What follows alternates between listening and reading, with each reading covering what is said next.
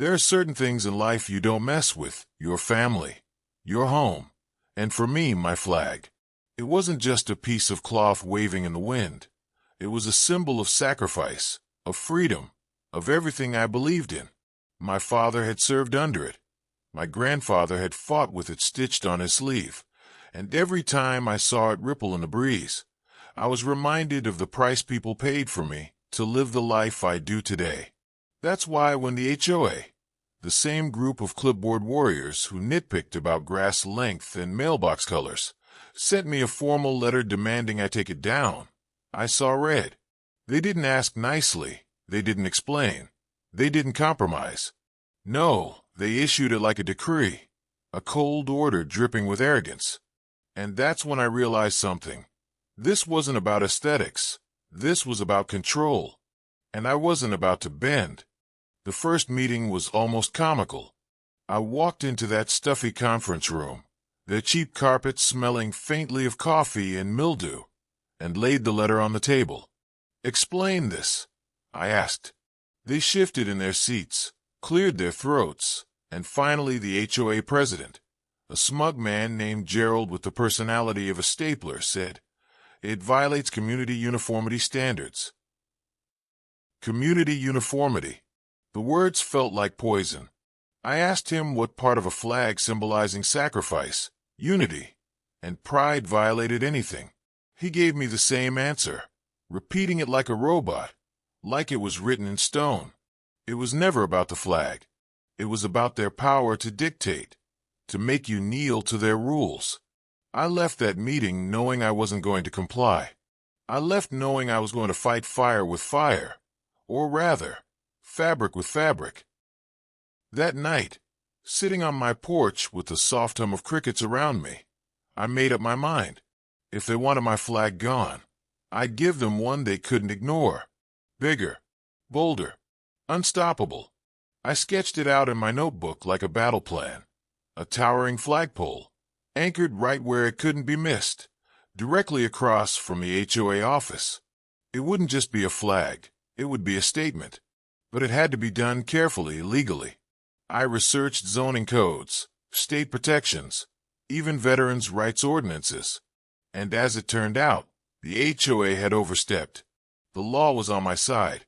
By the time the sun rose, I had contractors lined up, a delivery scheduled, and a sense of righteous fire burning inside me. When the day came, the neighborhood buzzed with whispers. Trucks pulled up with cranes, cement mixers, and a steel pole that looked like it belonged at a stadium. Neighbors gathered at the sidewalks, phones in hand, watching as the foundation was dug, the pole raised, and finally, the massive flag was unfurled. It stretched wide and proud, catching the wind with a snap that echoed down the street like a drumbeat. People clapped, some cheered, and I caught more than one neighbor wiping away tears. Right across from the HOA office, my flag stood taller than their building itself, its shadow falling across their precious parking lot. Gerald came storming out, face red, shouting something about violations and fines. But the best part? Every single word he spat out was drowned out by the roar of the crowd and the whipping sound of that enormous flag flying free. Something happened that day that none of us expected. People who had never spoken to each other before, neighbors separated by years of silent waves or awkward nods, started talking, started connecting.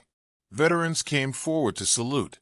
Parents brought their kids to stand beneath it, explaining what it meant, passing on lessons that might otherwise have been lost.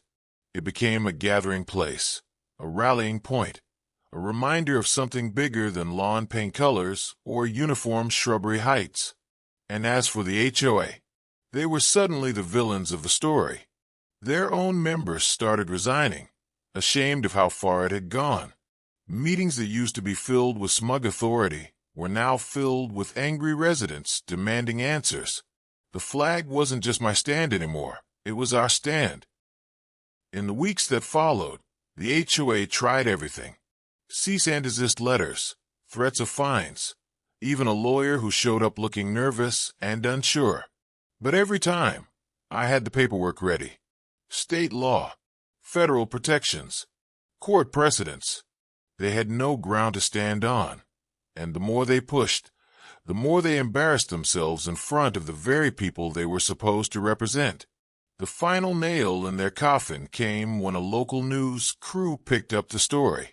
They filmed the flag waving high, interviewed veterans and families, and broadcast the story with one clear narrative: a community united, an HOA overstepping. Within days, public opinion crushed them, and Gerald resigned for personal reasons. The HOA backed down, and the flag remained. Now, when I drive past that office and see my flag rippling in the sunlight, I don't just see fabric on a pole. I see resistance.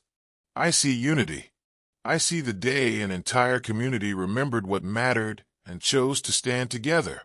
The HOA tried to silence me, to strip me of something sacred, but in doing so, they gave me a gift.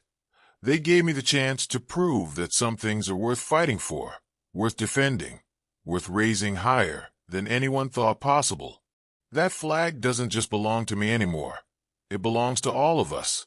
And as long as it flies, it will stand as a reminder.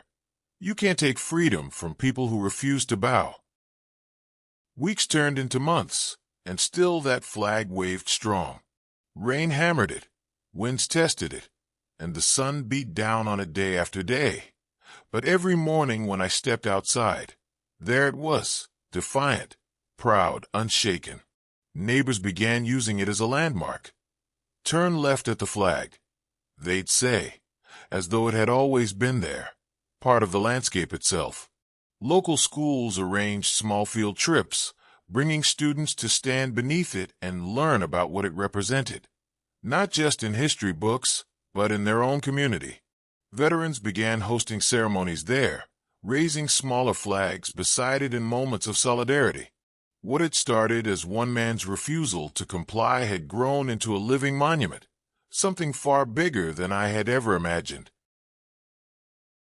For me, the flag changed more than just my neighborhood. It changed me. Before all this, I was just another homeowner trying to stay out of trouble, trying to keep my head down and live quietly. But that fight pulled something out of me I didn't know I still had.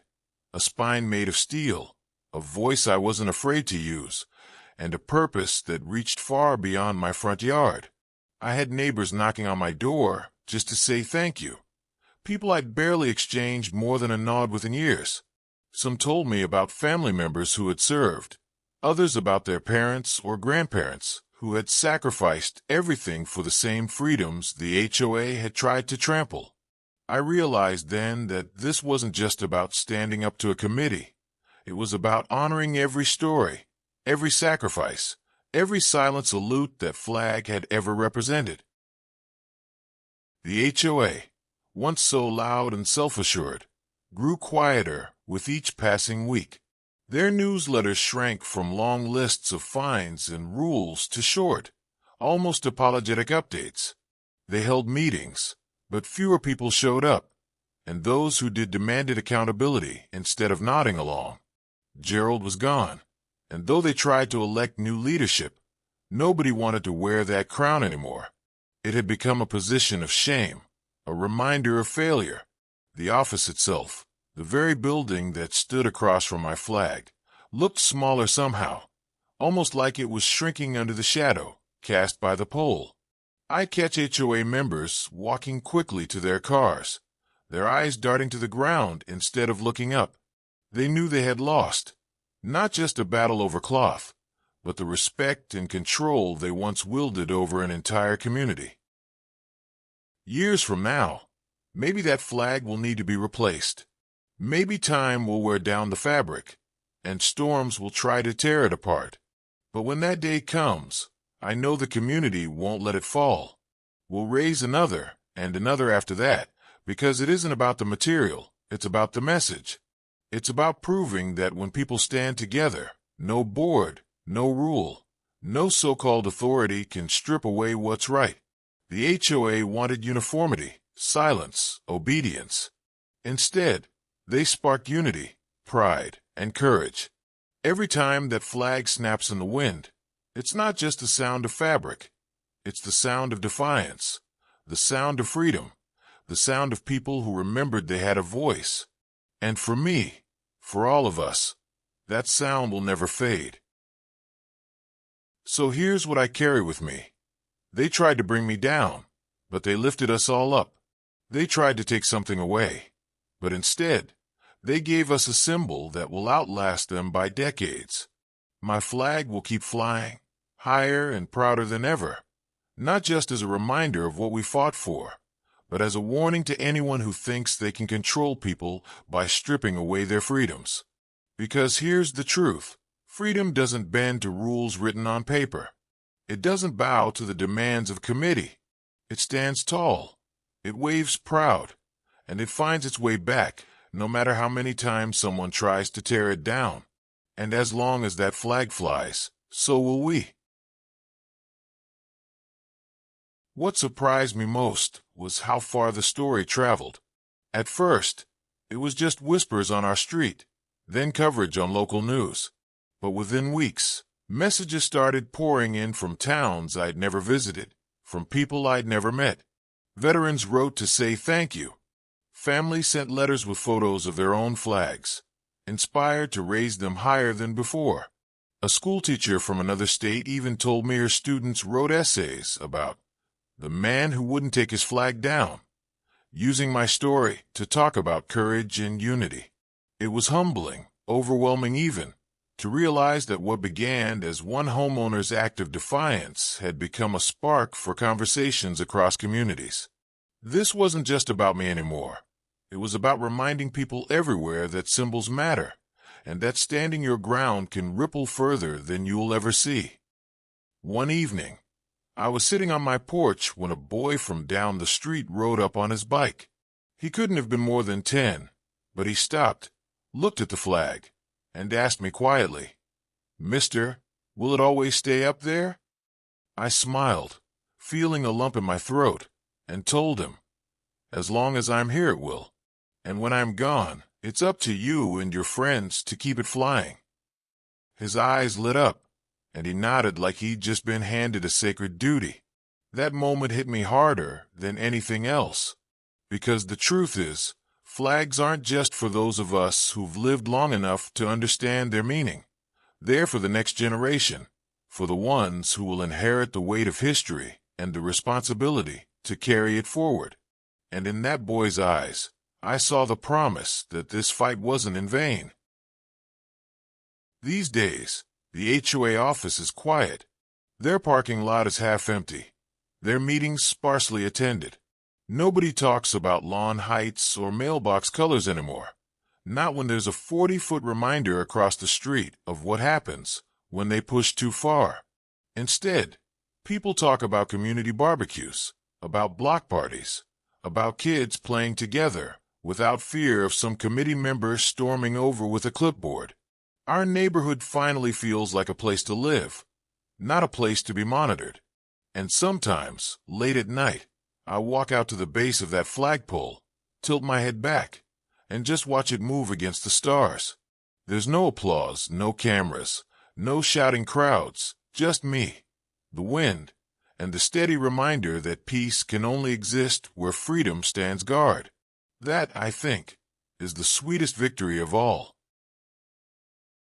So when I look back on it all, the letters, the threats, the shouting matches in boardrooms, I don't feel anger anymore.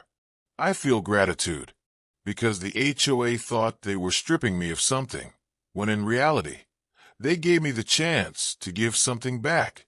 They gave me the chance to remind my neighbors, my town, maybe even people beyond, of what it means to stand tall. That flag is more than fabric and stitching. It's a story now. A story of defiance, of unity, of freedom refusing to bow. And long after I'm gone, I hope it keeps waving, not just in the wind, but in the hearts of everyone who sees it. Because some fights end when the paperwork is signed or the fines stop coming. But this one will outlast all of us.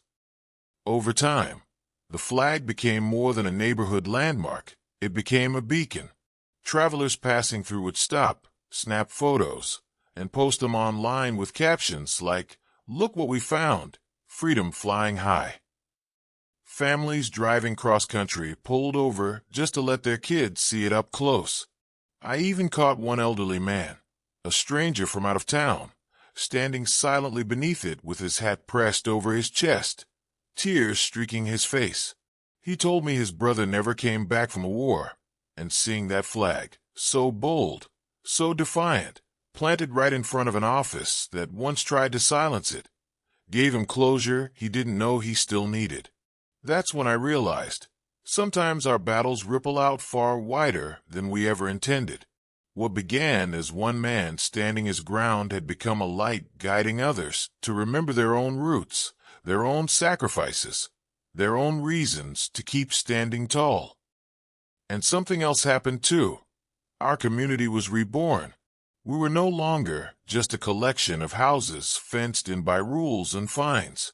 We became neighbors again, real neighbors. The kind who showed up with casseroles when someone was sick, who helped fix roofs after storms, who gathered under the flag on summer evenings for potlucks and laughter. The HOA, stripped of its chokehold, was reduced to what it should have been all along, a simple organizer for common spaces, a facilitator instead of a dictator. No more threats, no more absurd fines, no more fear. It's ironic, really. They wanted uniformity and control, but by fighting back, we found unity and freedom, the very opposite of what they set out to enforce.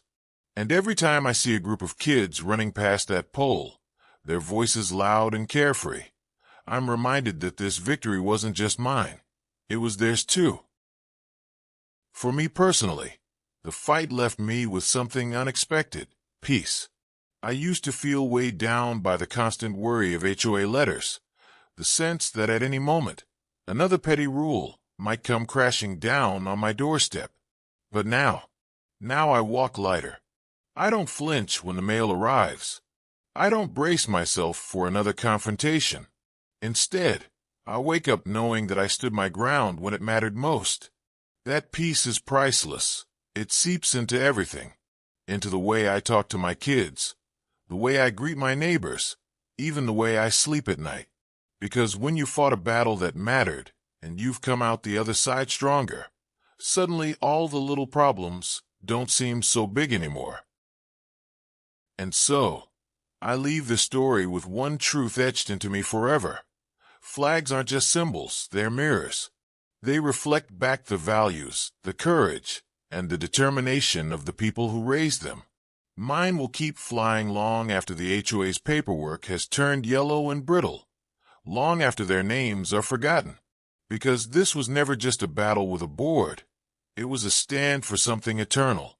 When people drive past in years to come, they won't remember the meetings or the fines or even the arguments. They'll remember the flag and the message it carries. You can't take freedom from people who refuse to bow. And maybe, just maybe, it will remind them that they too have a voice worth using, a stand worth making, and a legacy worth leaving behind. There's a strange, steady comfort in knowing that this story will grow roots deeper than any one lifetime. Neighbors who were strangers before now bring baked pies to new parents, check on the elderly when storms roll through, and teach their kids to salute not because someone told them to, but because they understand why it matters, because they were there when the neighborhood stood up and said no to being bullied. I watch teenagers practice speeches under that flag, watch elders sit on folding chairs and tell stories of sacrifice and stubbornness, and I see the quiet ways the community keeps the memory alive. A plaque one family put up at the base of the pole, a small garden planted by the school where kids leave notes on Veterans Day, a scholarship fund started in the name of unity. Those little acts are the truest victory. They are the proof that the fight didn't end when the paperwork stopped.